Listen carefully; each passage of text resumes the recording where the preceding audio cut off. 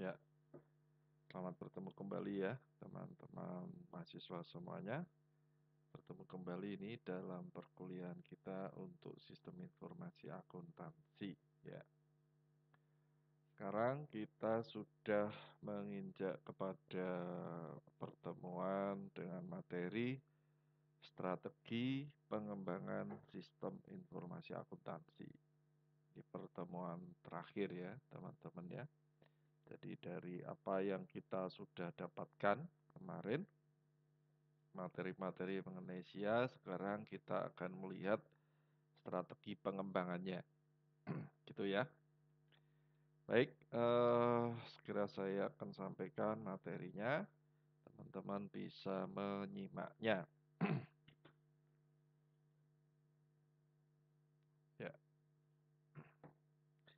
Jadi di dalam pengembangan sistem informasi akuntansi ini kita bisa ya yang paling sering ini ya, kita membeli software. Jadi perusahaan membeli software.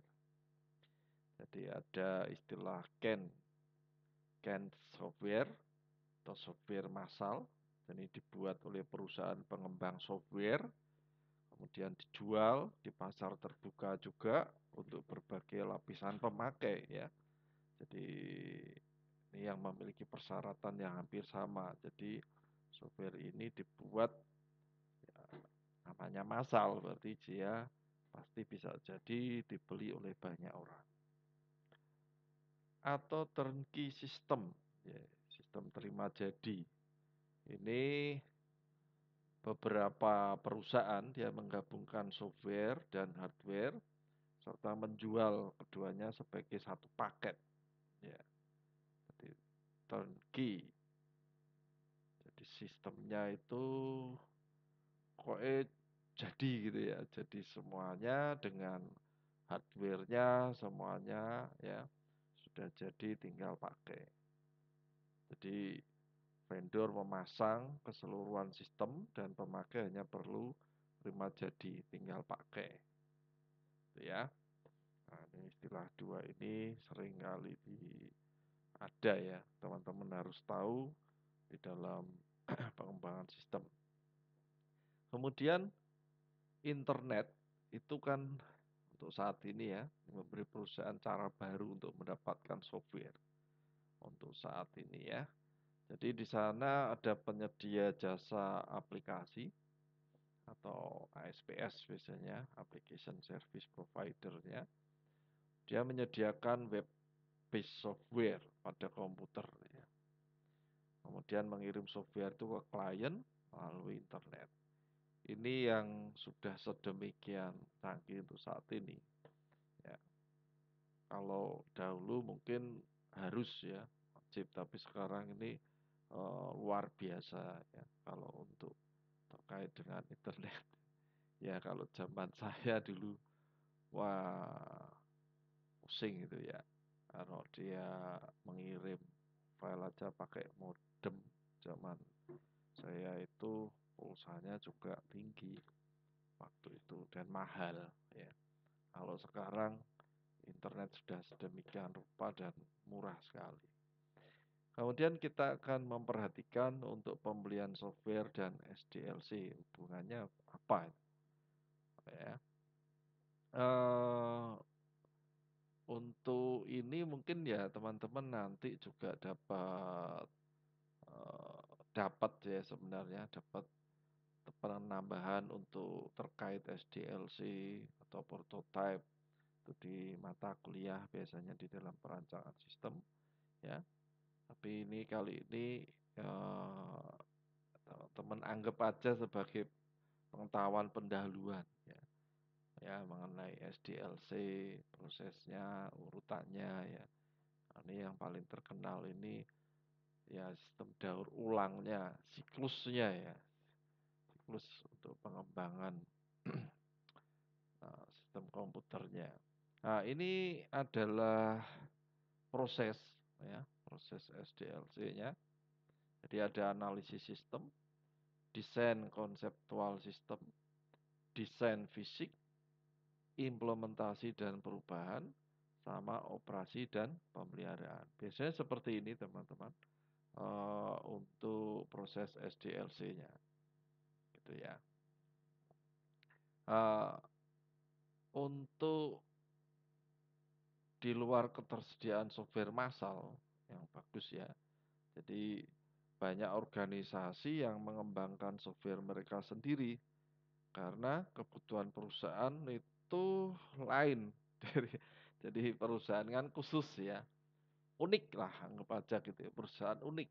Ya, entah itu ukuran perusahaan, kerumitannya sehingga membutuhkan software khusus. Nah, untuk mengembangkan software khusus ini sulit untuk dilakukan dan berpeluang menimbulkan kesalahan, juga memakan banyak waktu dan sumber daya. Ya, tapi kalau memang itu sebuah perusahaan apa biasanya ini ya, perusahaan-perusahaan besar ya dia akan membuat seperti ini. Jadi dia melihatnya dari kebutuhan ya, untuk diatasinya. Jarang yang akan membeli secara massal atau menggabungkan itu, tetapi dia pasti mengembangkan ini ya, software yang khusus ya untuk perusahaannya ya. Jadi dia buat di sana ada departemen khusus dalam perusahaan itu departemen sistem informasinya. Nah, kalau dari organisasi luar, ya, ya, pengembangan software dari organisasi luar, kalau ini kan di dalam ya teman-teman ya. Jadi ada departemen sendiri sistem informasi, bisa saja dari organisasi luar. Nah, jadi ada beberapa hal yang perlu diperhatikan ini kalau perusahaan ingin mengambil atau mengontrak ya dari organisasi atau perusahaan luar. Nah, ya, ini yang disarankan ya. Jadi usahakan memilih pengembang dengan tentu sangat hati-hati ya. Karena apa ini sistem. Nah, teman-teman tahu sendiri kalau sistem itu kalau tidak hati-hati dia mudah diambil, mudah dicuri, mudah dikendalikan oleh orang lain itu beresiko besar ya, beresiko itu ya. Jadi kalau eh, nanti kita memilih untuk atau perusahaan dalam hal ini memilih dari perusahaan luar mengontrak begitu, nah ini ada beberapa anggap aja ini warning. Gitu ya teman-teman ya. Jadi warningnya itu ini warningnya itu tentu dengan prinsip hati-hati. Menandatangani kontrak, dibaca dulu dan lain sebagainya. Rencanakan dan awasi setiap langkah. Kemudian menjaga komunikasi yang efektif sama mengendalikan semua biaya yang mungkin harus harus diperhatikan ya.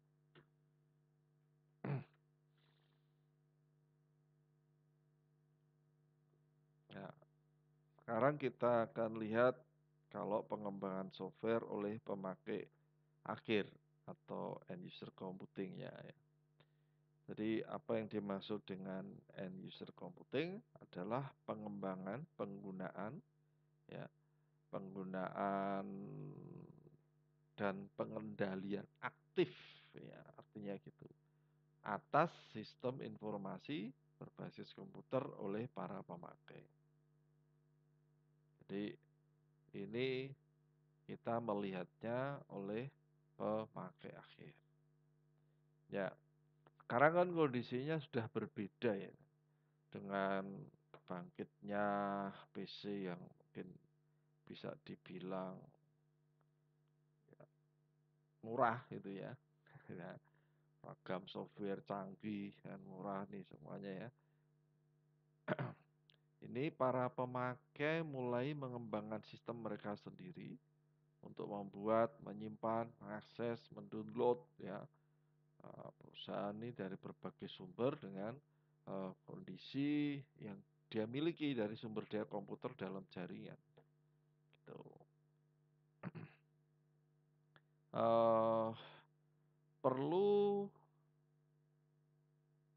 kalau pengembangannya pakai end user ini perlu kita memahami harus yang tepat ya, untuk memakai yang tepat. Ini adalah contoh-contoh perkembangan oleh pemakai akhir yang tepat. Ya, yang pertama menarik informasi dari database perusahaan untuk menghasilkan laporan sederhana atau untuk menjawab permintaan yang tidak rutin. Bisa jadi melakukan sensitivitas what if atau analisis statistik. Kemudian mengembangkan aplikasi dengan menggunakan software yang telah jadi, seperti spreadsheet-nya atau sistem database-nya, pakai akses atau pakai apapun di sana, ya. Tapi itu dikembangkan. Ya. Kemudian mempersiapkan jadwal dan daftar seperti jadwal penyusutannya ya, depresiasi, daftar jatuh tempo, piutang usaha, dan amortisasi pinjaman ya. Ini semuanya bisa dilakukan di dalam perkembangan oleh pemakai akhir. Sekarang kita lihat manfaat dan resikonya kalau pakai end user ya. Nah, manfaat dari end user ya. Manfaat dari end user ini kita bisa lihat di situ. Yang pertama tentu ini ya teman-teman ya. End user-nya ini ya berkreasi. Berkreasi, pasti dia berkreasi. Karena kan buat sendiri pasti lebih bagi orang-orang yang kreatif ya suka ini. Kemudian pengendalian dan implementasi ini lebih bagus tentunya ya. Kemudian sistem yang memenuhi kebutuhan pemakai karena dia buat sendiri ya pasti memenuhi. Ketepatan waktu bisa memperkirakan dengan baik, membebaskan sumber daya sistem ya, kefleksibilitasan, fleksibel ya, dan kemudahan. Karena buat sendiri ya dia yang tahu apakah ini sulit atau mudah. Penggunaan versatility juga. Oke ya. Nah, lanjut, ini manfaatnya. Nah, tapi ya tentu saja ada risikonya, teman-teman. Jadi ada risikonya. Yang pertama tentu ya namanya juga membuat sendiri bisa terjadi kesalahan logika dan pengembangan. Pengujian aplikasi yang tidak memadai, ya. Sistem yang tidak efisien. Sistem yang dikendalikan dan didokumentasikan dengan kurang baik. Bisa saja seperti itu. Ketidaksesuaian sistem, duplikasi sistem dan data, ya. Peningkatan biaya. Ini adalah resiko jika menggunakan end user di dalam pengembangan softwarenya. Kemudian di dalam pengelolaan dan pengendaliannya juga ini perlu diperhatikan ya. Jadi organisasi tentu menggunakan beberapa pendekatan yang berbeda untuk mengelola dan mengendalikan end user ini ya. Contohnya, misalnya ini ya, layanan bantuan biasanya dipakai itu helpdesk ya. Ini dapat mendorong, mendukung, mengkoordinasikan, dan mengendalikan berbagai aktivitas pemakai akhir. Jadi helpdesk digunakan untuk ketika ini ya apa namanya, dia ini teman-teman kesulitan di dalam penggunaan dalamnya kan karena pemakai akhir ya. Jadi kan kesulitannya di mana untuk perbaikan itu ya helpdesk ini sangat membantu. Ini fungsinya ya. Ya, fungsi helpdesk coba ya. Kewajiban helpdesk ini. Yang pertama, memberikan bantuan 24 jam untuk membantu mengatasi masalah. Karena setiap waktu, gitu ya. Yang kedua, bertindak sebagai penjelas informasi. Jadi dia penjelas informasi.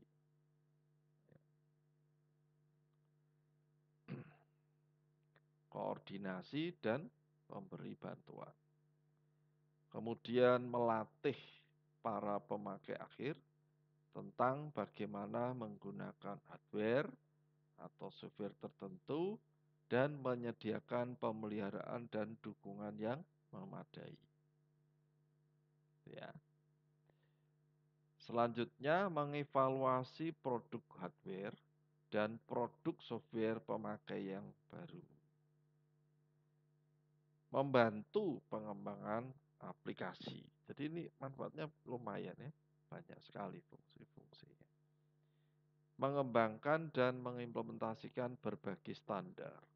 Kemudian mengendalikan data perusahaan.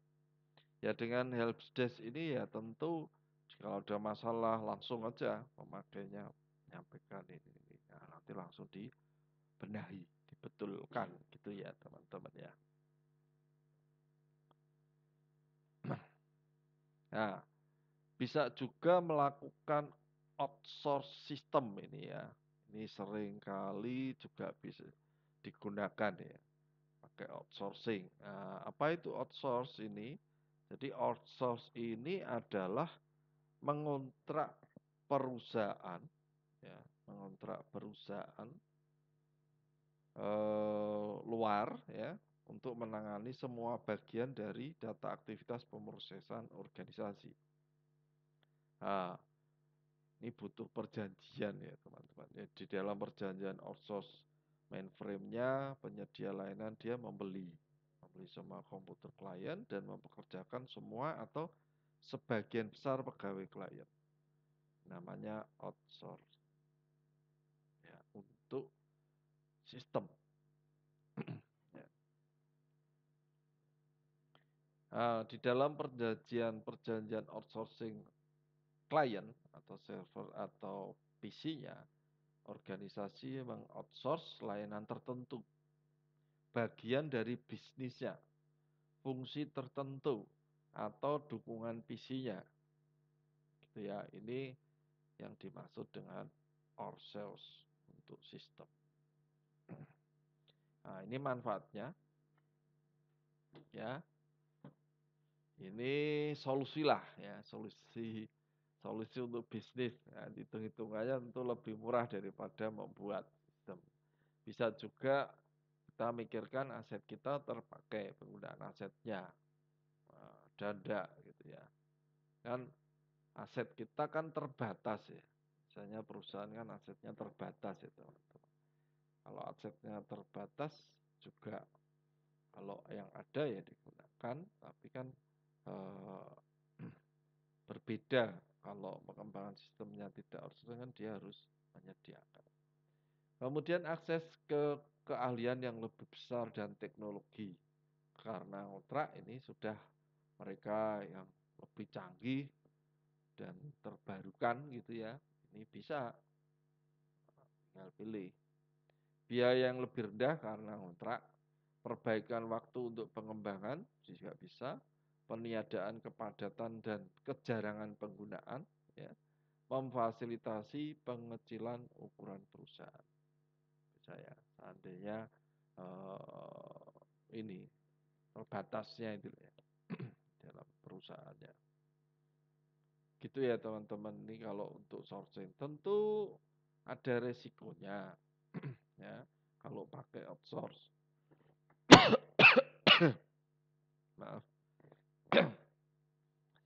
Jadi resiko melakukan outsourcing tentu yang pertama ketidakfleksibilitasan. Tentu tidak fleksibel, namanya juga kontrak. Ya. Ketika suatu kali kita butuh ini, waduh, ternyata tidak ada di kontrak. Jadi Tidak bisa. Kemudian kehilangan kendali sistem dan atau data. Bisa. Kenapa? Yang mengendalikan yang ngerjakan toh. Jadi kita tidak punya kendali apa-apa ya. Karena kontrak ya sudah sistemnya mereka yang pegang. Ya. Pengurangan keunggulan kompetitif, ya pastilah. Sistem paket, kan kalau ngontrak pasti mereka menggunakan ini paket ini, paket ini, paket ini harga segini, ini harga segini. Jadi sudah dibatasi, gitu ya. Tujuan yang tentu tidak terpenuhi bisa saja. Karena kalau seperti ini harusnya memilih nanti kan penyedia itu menyampaikan kalau dulu milih yang ini itu dapat fasilitas yang ini pakai ini. Nah, dan itu ada hubungannya dengan biaya biasanya. Nah, ini seringkali kita menginginkan sesuatu sulit atau tujuannya tidak terpenuhi karena keterbatasan dari apa yang tercantum dalam kontrak. Kemudian layanannya yang kurang baik bisa jadi ya. Ya tentu karena kontrak mereka juga mungkin juga ada kontrak dengan perusahaan lain ya. Tentu tidak sebagus kalau kita sendiri yang mengendalikan. Nah, sekarang kita akan mencoba melihat terkait dengan rekayasa ulang proses bisnis. Nah, yang dimaksud rekayasa ulang proses bisnis itu apa? Kita lihat ya.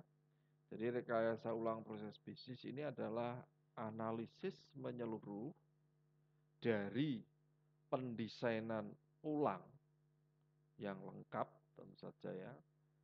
Pendesainan ulang yang lengkap atas proses bisnis dan sistem informasi untuk mencapai peningkatan kerja yang dramatis. Ini maksudnya. Jadi rekayasa ulang ini adalah apa ya? Ya proses revolusioner kalau kita bisa yang menantang struktur organisasi, peraturan, asumsi, aliran kerja, deskripsi kerja, prosedur manajemen, pengendalian, bahkan juga nilai serta budaya organisasi. Jadi eh, di, ada sebuah proses revolusioner, namanya juga rekayasa ulang. Ya. Didandani meneh lah bahasanya gitu ya, direkayasa. Nah, ada beberapa prinsip di dalam rekayasa ulang ini ya. Minimal ada 7 prinsip lah ya. Ada 7. Yang pertama, mengatur hasil. Seperti apa? Ini kalau proses bisnis seperti itu ya. Memang karena ini bisnis, tentu kita fokusnya adalah hasil. Ya. Kalau dulu bukan, mengapa disebut bukan tugas atau bukan proses, kalau bisnis kan yang penting hasilnya gitu ya. Jadi ini mengatur hasil bukan tugas. Yang kedua, membuat pemakai output melakukan proses. Ketiga, membuat mereka yang menghasilkan informasi memproses informasi tersebut. Ini ya. Ini prinsip perekayasaan ya, kurang lebih. Selanjutnya yang keempat, memusatkan dan menyebarkan data. Memusatkan dan menyebarkan data. Yang kelima, mengintegrasikan aktivitas paralel. Bahkan mengintegrasikan aktivitas paralel. Yang keenam, memberdayakan para pekerja menggunakan pengendalian internal dan membuat struktur organisasi menjadi lebih ketat, flat ya. Yang ketujuh, mengumpulkan data saat itu juga di sumbernya. Jadi ini adalah prinsip-prinsip rekayasa ulang. Nah, ini tantangan yang dihadapi di hambatan-hambatan yang dihadapi agar dapat menyelesaikan ya proses rekayasa ulang itu. Ini seringkali menjadi tantangan dan hambatannya. Yang pertama tradisi, persyaratan waktu, kurangnya dukungan manajemen, juga ada pelatihan kembali, adanya penolakan. Waduh, sistem wis dadi apik-apik. Ganti meneh gitu ya. Jadi ya tentu orang yang pakai, apalagi pakai itu sudah misal ini ya, pakainya sudah tua-tua gitu kan sulit ya teman-teman ya. Risiko juga, skeptisisme juga bisa, sama pengendalian. Ini yang biasanya menjadi tantangan atau hambatan juga. Ya. Kalau tadi kita melihat untuk sedikit gambaran pengembangan sistem SDLC, kita akan lihat sekarang adalah prototype, ya, pembuatan prototype. Ya, sekali lagi saya sampaikan ya, nanti untuk SDLC, prototype, dan ini sebenarnya ada di nanti juga dipelajari lagi ya di dalam perancangan sistem informasi. Ya. Ini kepada pengetahuan awalnya gitu ya, atau teori-teori yang bisa membuat teman-teman paham bahwa di dalam pengembangan sistem itu ada ini gitu ya. Oke, saya lanjutkan. Prototype adalah pendekatan ke desain sistem yang mengembangkan model kerja yang disederhanakan dari sistem. Jadi dia mengembangkan model kerja disederhanakan dari sistem. Jadi prototype itu sederhananya itu kan rancangan awal gitu ya teman-teman ya. Ya, jadi dia dibuat rancangan awalnya ini biasanya adalah lebih cepat dan lebih murah dibangunnya. Berikan pada para pemakai atau langsung diuji prototipe. Nah, kalau ketika prototipe jadi langsung diteskan gitu, oh ya jalan gitu ya langsung pemakai. Nah, berarti bisa atau tidak dipakai, bisa atau tidak dalam pemakaiannya ya tergantung dari uji coba tadi. Nah, setelah prototype, jadi dibuat dulu model kerjanya yang ya ini ada langkah yang biasanya paling awal gitu ya. Ini ada 4 langkah yang terlibat di dalam mengembangkan prototipenya. Tentu yang pertama mengidentifikasi persyaratan sistem. Ya, apa saja ya persyaratannya. Kemudian mengembangkan prototipe awal yang memenuhi persyaratan yang telah disetujui. Yang ketiga, para pemakai mengidentifikasi perubahan. Ya. Pengembang membuat perubahan juga dan sistem tersebut sekali lagi dikembalikan pada para pemakai. Jadi kayak ada tesnya gitu ya, tes uji coba gitu ya, atau diimplementasikan kepada user atau pemakai. Dan yang keempat, menggunakan sistem yang disetujui oleh para pemakai. Oh ini gampangnya begini, lebih mudah seperti ini, gitu ya. Tinggal dandani gitu, sudah. Ya, ya tujuannya memang pemakai bisa menggunakan secara sederhana seperti itu. Ini manfaat pembuatan prototipe. Yang pertama, ya pemahaman yang lebih baik atas kebutuhan pemakai.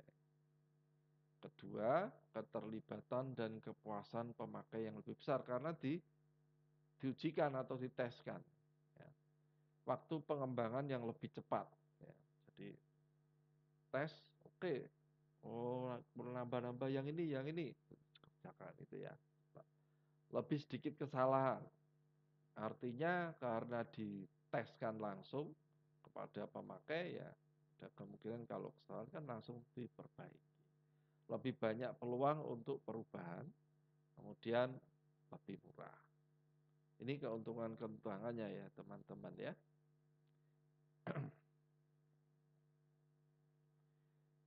Tentu ada kelemahannya juga kalau itu tadi kelebihan atau keuntungannya, sekarang kelemahannya.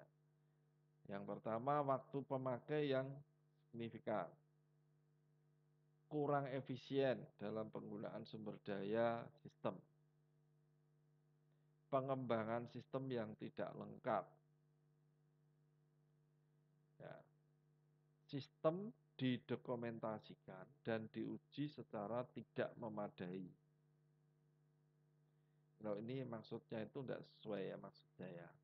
Jadi nyari waktu yang pemakai yang signifikan itu tidak mudah itu ya. Ini dan kurang efisien. Kemudian pengembangan sistemnya juga tentu tidak lengkap. Berbeda kalau modeng SDLC di bulan Balini dengan daur ulang sistemnya. Nah, kalau ini pokoknya dicobakan, oke, bisa dijalankan, sudah.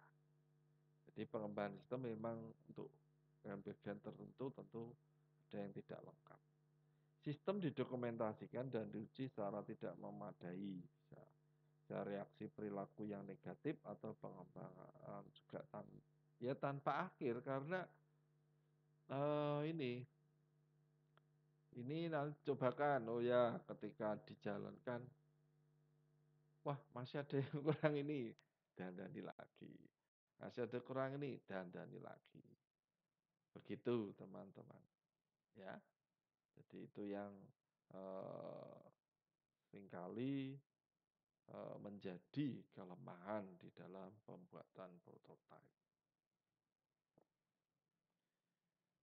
Kemudian kita mengenal ini ya, kita kenalkan di dalam pengembangan sistem ada Computer Aided Software Engineering atau CASE. Misalnya apa ya, CASE gitu ya. Nah, CASE ini adalah paket terpadu dari alat-alat berbasis komputer yang mengotomatisasi aspek-aspek penting dalam proses pengembangan software. Ya.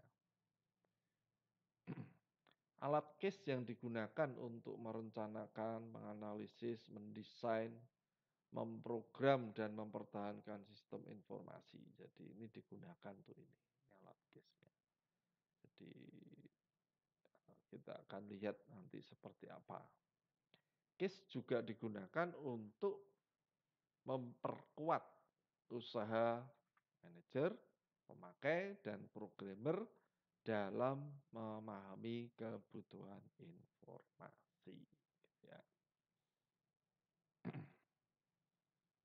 Nah, alat CASE ini tidak menggantikan ya desainer terampil, melainkan menyediakan sekumpulan alat terpadu untuk mendukung para pengembang secara efektif. Di dalam tahapan SDLC tadi itu dia menyediakan kumpulan alat-alatnya. Gitu ya.